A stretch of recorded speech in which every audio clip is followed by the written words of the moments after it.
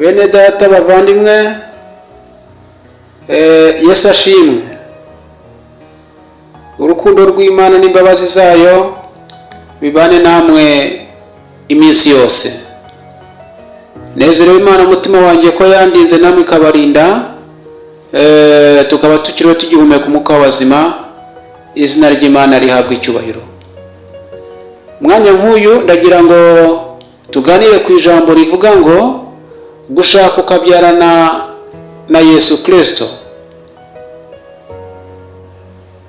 Nitwa Bizimungu Jean Claude. Iyo umuntu yakiriye agakiza mu mutima we, burya aba yarakiriye umwami wacu Yesu Kristo. Imigendere ye, imyitwarire ye, imivugire ye, imirimo ye ibiboneye. Imbuto zo gukiranuka muri we ziba ari nziza, kuko mwene uyu muntu ntabwo aba agitwarwa n'amategeko ya kamere. Rero iyo wamaze kwakira Yesu Kristo akaza ubwami bwe bukaba mu mutima wawe, burya uba umeze nk'umuntu washakanye n'undi. Iyo washakanye n'undi murabyarana. Umuntu wakiriye agakiza umutima we akakira umwami wacu Yesu Kristo, barabyarana. Babyarana bate? Babyarana imbuto nziza zitari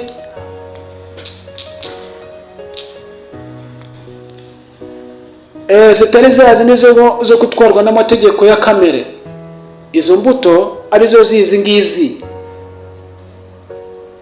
Reka dusome ijambo ry'Imana twumve icyo ribitubwiraho ku muntu wakiriye agakiza muri we, umuntu wakiriye umwami wacu Yesu Kristo mu mutima we.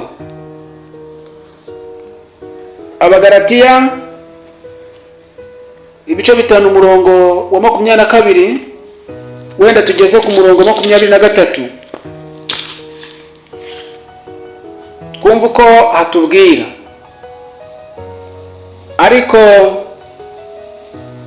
Ariko rero imbuto z'umwuka ni urukundo, ni ibyishimo, ni amahoro, no kwihangana, no kugira neza, n'ingeso nziza, no gukiranuka, no kugwa neza, no kwirinda. Ibimeze bityo ni amategeko abihana. Mwene data muvandimwe, nyemerera umwanya nk'uyu nguyu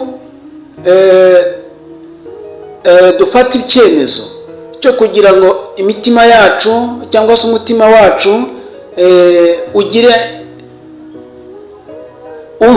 uhoremo urumuri rwiza, urumuri rw'umucyo kandi ruboneye.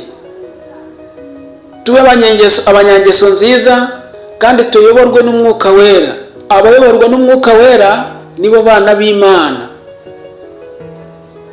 kandi hari umwuka wera haboneka amahoro n'umunezero.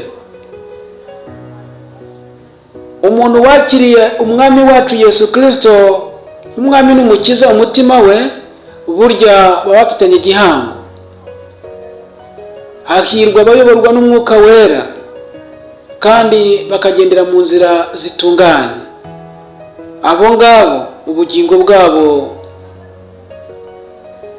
buzakirwa mu rurembo rwera. Twabonye ko imbuto z'umwuka ni urukundo, kwihangana, kugira neza, no kugwa neza, n'ingeso nziza. Muvandimwe nshuti yanjye, nyemerera mpiniraha, ahasigaye urukundo rw'Imana rubane nawe. Umwuka wera kuyobore muri byose kandi agufashe muri byose, akuganze. Ubwiza bw'Imana buganze umutima wawe. Imana ikurinde kandi amahoro y'Imana abane nawe. Kugirwa neza n'Imana n'imbabazi zayo n'urukundo rwayo bihorane nawe muvandimwe ibihe byose. Amen.